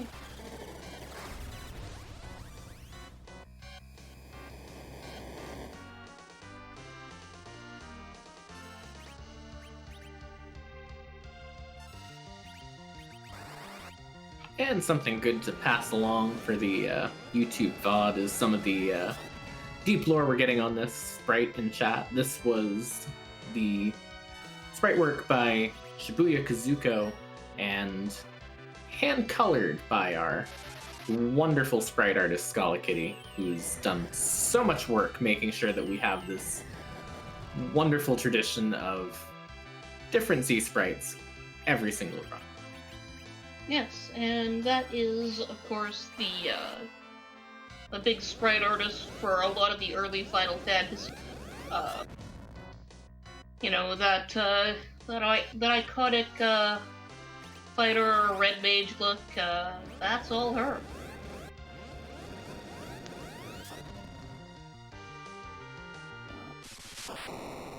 I believe she'll have done these sprites also, and I know she did Final Fantasy VI. I think she is the one responsible for Terra's green hair. Yep. And GG for Moonblaze. Waiting to see an official time on that one. Yeah, just coming in at 1:33:39. GG to Moonblaze Wolf.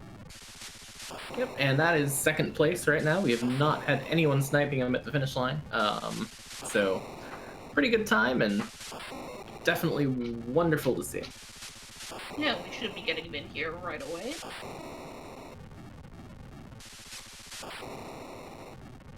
Yeah, he just needs a minute or two. So we will watch Gambit fight the Leviathan. Yeah, he's gonna go through this string of free bosses, and after the rough time early game, yeah, you gotta think he's gonna be quite happy to see something nice just floating his way to sort of coast the rest of the way home. Yeah, because this seed was very front-loaded with its difficulty. Yeah, and sometimes with these front-loaded seeds, you just have one person who just gets through one check the other doesn't, and it just snowballs a bit from there. And this was a bit of a good example of that.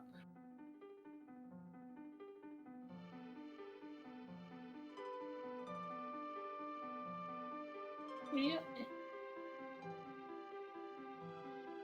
Gambit gets his twin heart.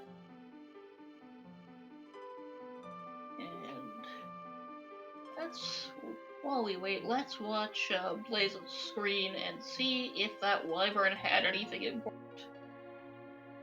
Yeah, I'm really interested in where that hook was, because it's got to be behind either one of those two moon bosses or behind one of those Fey March spots. So I'll be really interested in seeing where that ends up being. Yeah, he's gonna deal with that Mylon first.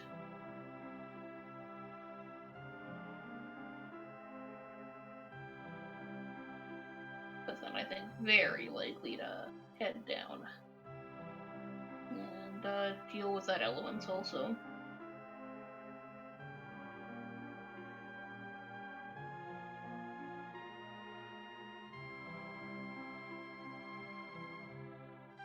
Right, and if she'd have been on Saga games as well as being pointed out in chat, as we're having the... Oh, and we've got Moonblaze in here for the interview. Congratulations on your second place, 133.39. How'd you find the seed? Hey, thanks. That was a pretty rough start, and then it kind of opened up quite a bit after Zot. But that was pretty interesting seed. Gave you not a lot of options, and I enjoyed it. I don't know. It was a good test. It was a good run. Oh, that pan was on that wyvern. How happy are you that you did not have to fight that? I was not looking forward to either of those Fey March spots. That did not look fun. At that point, I just didn't really have the DPS for either of those, and once I got that random moon veil, so I figured if it was Pale Dim, I could probably cheese it, but I wanted those to be kind of like my last options on the earth if I had to. So yeah, I'm glad I didn't have to do anything with that Fey March. Yeah, that was ugly. And So, next question I would have is, you found that cane relatively early after going up for the Darkness Crystal and like that, and ended up using him as an anchor. Was that sort of like your plan all along, or did things just sort of work out that way? I guess I would say things kind of worked out that way. I was pretty happy with my party at that point, and I knew between the curse ring and the drain sword, as long as I didn't let him get too bananas on the levels, like he would be fine to anchor. So I'm trying to remember which fight. I think he dropped during the elements fight, and I was like, cool, I don't want you having that 200,000 XP. So it worked out. It worked out pretty well, in all honesty, and it worked. I mean, it was a really smooth Z fight, so I'm glad that I kept that drain sword. Yeah, that went really nicely. Oh, and that hook was on music, so that was an alternate route to finish. So that's kind of neat, but the pass is gonna be much faster. Yeah, I was happy to see that then. It's never a great feeling when you have to start hunting around for things, and like with the pan still hanging out there, it was kind of getting to the point where it was like, okay, these two things could both be at the end of like a really long chain and nobody's finished yet. So, you know, once I got the pass, and I figured the moon was going to be relatively easy. I'm not sure if I expected it to be that easy. Just because so many of the tough boss fights, like all of the lunar bosses were back on the earth, and Golbez, and just some other nasty stuff like Evil Wall. So yeah, I mean, it wasn't too bad. I'm glad that I made the decision to go to the moon when I did. Yeah, like that really paid off. With like all of that difficulty was front loaded. Like it was that was a rough start. Yeah, it was pretty tricky just to kind of cobble together. Like I was super patient with those fights, especially on ordeals, I think, where I kind of just had to pick my spots, use a lot of bluff, not worry too much about them going slow, and then that the alt gauntlet at the top of Zot was it's not nasty, but it just takes a good amount of time. So I'm pretty glad that I did that one reaction grind on the moon, even though it took a little bit of time to track it down. I think ultimately that made everything a lot easier after that. Yeah, I think that really blew open your early game. That like getting that quake, and especially that really got you off the ground, and then just the extra hit point buffer. That's a swag whale coming from Gambit. It was just frustrating. I got back attacked the first time I tried to get it because I had a pretty good setup for it, and then just kind of messed it all up. So yeah, and then Pelham got sniped, I think, right as he was trying to cast. yeah, and then that elements was like the board face AI like on display, where I think he took out by both my Palams at least twice each, and then I finally was able to get them going with those reflected fire threes. But that was something else too. I thought I was going to have to reset that fight before I was able to get it stabilized. Yeah, but fortunately that worked out pretty well. Yeah, no complaints. I really like this kind of format. I think I really excel kind of at the longer formats because I'm pretty good at getting, knowing sort of where I'm at in the grand scheme of things, and knowing like, okay, it's worth it to take the time to do a reaction grind here.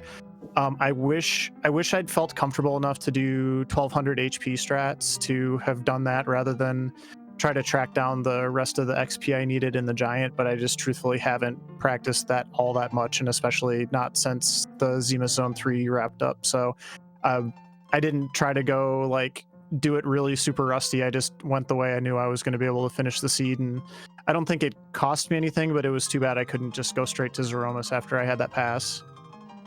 Yeah, like those 1200 hit points strats are they're tricky in the pain. So yeah, absolutely. Yeah, and with how like the margin between you and first place, I really do think that it didn't really cost you anything not going for him as well. So it did end up being about the same. Yeah, but like that encounter is so hard to find in the giant. It's one of the reasons why I was actually super happy that we found that kind of a step route guide that, when you can run from the encounters for at least the D machines, you don't really use it anymore. But for the Mac Giant grind, it's still just like that encounter is really hard to find for whatever reason. So you know, I got lucky. I had a different seed I was doing the other day where I needed to Mac Giant, and I got it on the first try, and I was just like, okay, that's never going to happen again. Yeah.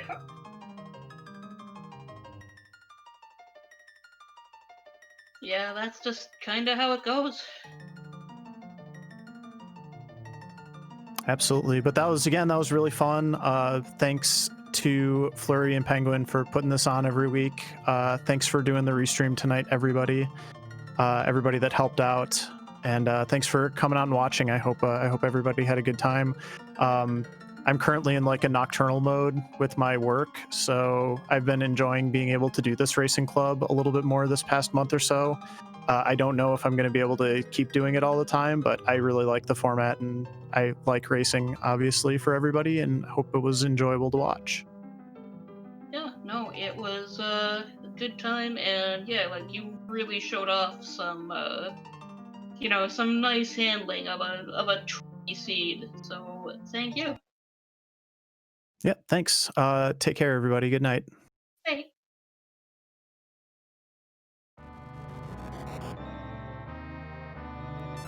And that was Moonblaze Wolf.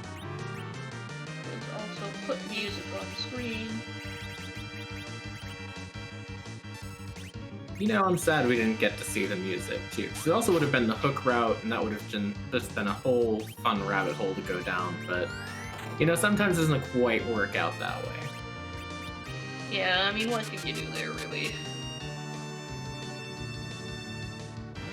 Gambit now in his Z fight, probably going to be about as equally easy of a ride for him as Moonblaze had with his.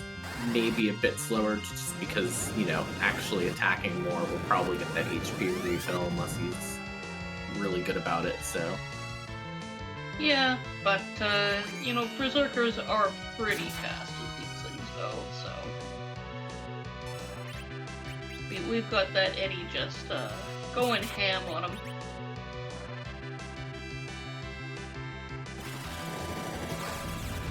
Yeah, that forum does get sniped, and now the Big Bang, I believe, gonna take her down a second time, unfortunately. Yep, but if this goes well, there's not gonna be another Big Bang, so we don't need her. We're gonna bring her back anyway.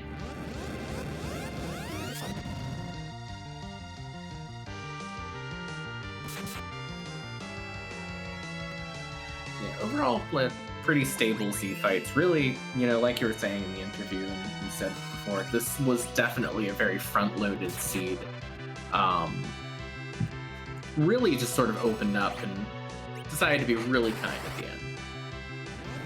Yeah, like, once this seed cracked open, it went easy peasy.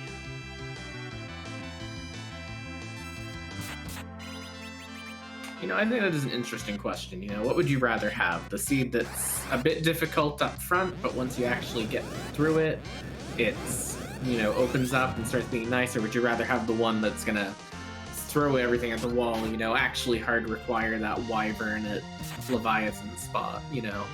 It was a little bit of a rough ride at the start, but I think probably for the better in this case.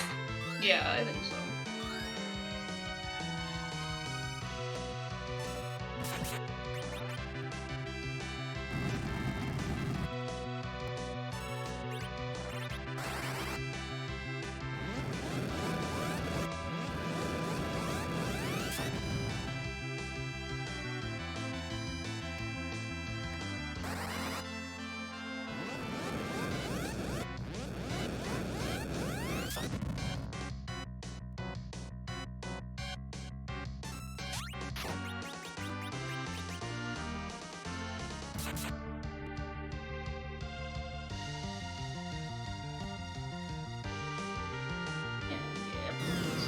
Quite under control here with, oh yeah, there's Medio.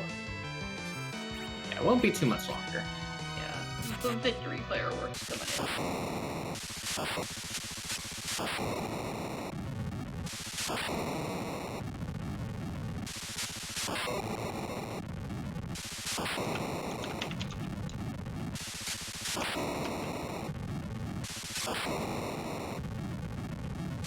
And GG's to Gambit. Bit of a rough start, but manages to end up with a time of 1:47.35, which will put him in 6th place.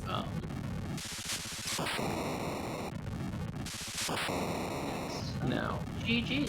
here's the question, because I just don't have access to this information right now. Who was 3rd through 5th as well? Because we should probably give them a shout out. 3rd was Flurry 14 at 141.12. 4th was Jay Brunter at 144, and Poydrak was 146.35. And 7th place Snipe at 147.58 for Bex Pancras. And I do believe we have Gambit with us right now. Okay. Hello. How about that start to that seed? Well, when I saw the twins immediately, I was actually going, okay, so Overworld's free, because that twin command, for the most part, can take care of anything on the Overworld.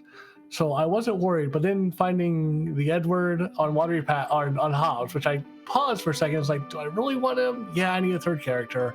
The Edward behind a package, and I was like, oh, it's going to be one of those seeds, isn't it?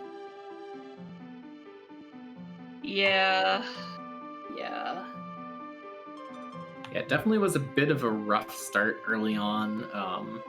But once you got past that rough start and got actually onto the moon, it did open up quite a bit, you know.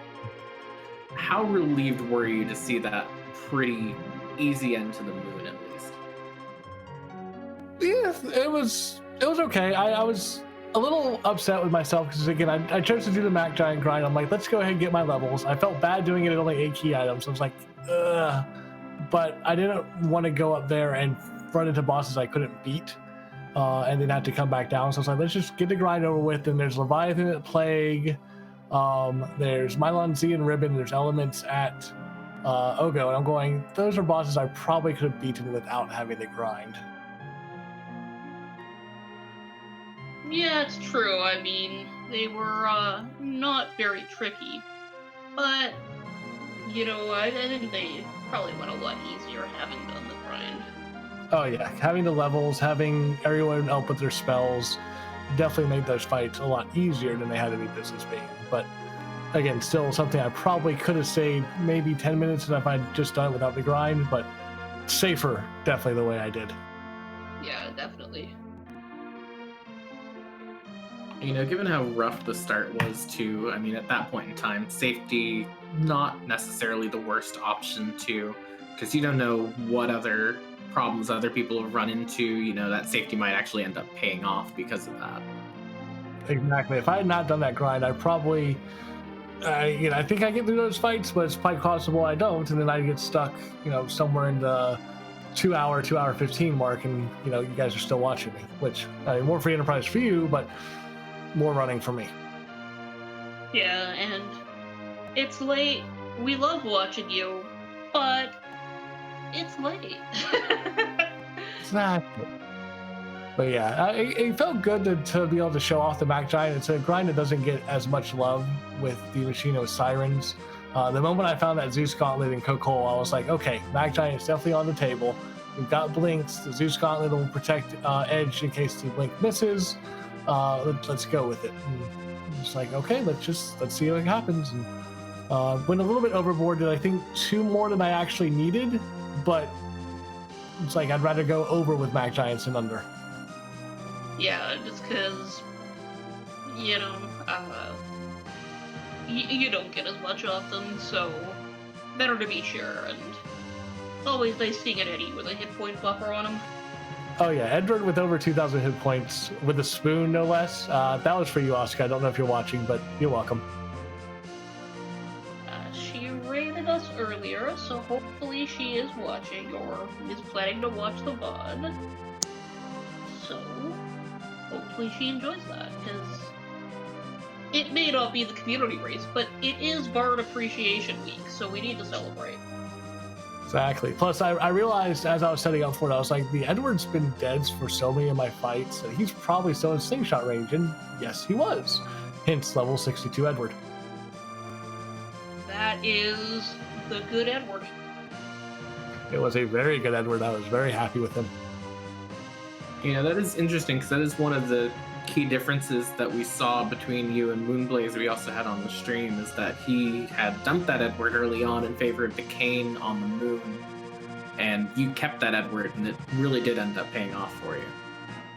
Yeah, I went up and checked that Kane first and decided to leave him. So I was like, I don't really have any good gear. I've got the Dragoon armor, but I don't have any good weapons. I had some axes. I had the Rune axe, I believe, and I ended up with an Ogre axe after my grind, but I didn't have the weaponry for him, and I was like, unless there's a rude Vow somewhere, Kane's not going to necessarily do much for me right here that Edge and the Spoonward can't already do. So let's leave it behind. If I come across that rude Vow, then we'll rethink and come back for him. But thankfully, no Vow is seen, no Vow is needed, and made the decision nice and easy. Yeah, well, there you go then.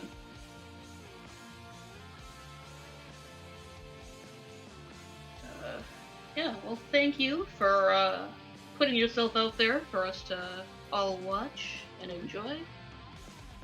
I'm happy to do it. I love the Underground Race Club. It's the harder flag set with the more objectives, even just the 4 freebies makes it kind of you know what you're going to get right in the beginning, and that's why I actually made the decision to do the bosses in the order I did, doing Mist Cave first, right out of that, like a minute in.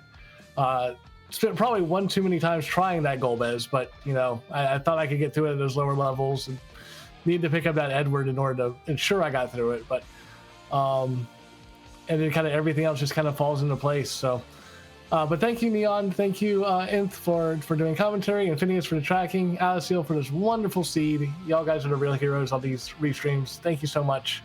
I will see you guys next time. Thank you for coming. Have a good night. Thank you, and let's just check out, as we wrap up here, let's just check out what's coming. I do believe tomorrow we will be having our Mysidian Jumping Club going, so you can watch that again here. And let's double check that. Yep, that will be the Mysidian Jumping Club tomorrow at 9:30 Eastern on the same back channel, Free Enterprise. So definitely come out and watch that. I love that flag set. Push me to jump is great. Other than that, we are pretty much done here. Any final thoughts? Not many in particular. Just definitely check out the Mysidian Jumping Club, especially if you're new to watching these races and never seen the push B to jump flag. It is one of the most interesting changes, in my opinion, that you can see from the usual run, just because there's so many things that you can skip and so many different routes you can take. So definitely make sure you show up for that tomorrow. Yeah, it turns into a very knowledge-heavy flag set, because you really need to know what you can just jump past, and it is a load of fun. So we all hope to see you there for that tomorrow. And I believe we are heading off to see Poorly Drawn Bees, who I believe is still wrapping up this race, so no spoilers. And then after that, there will be another one coming.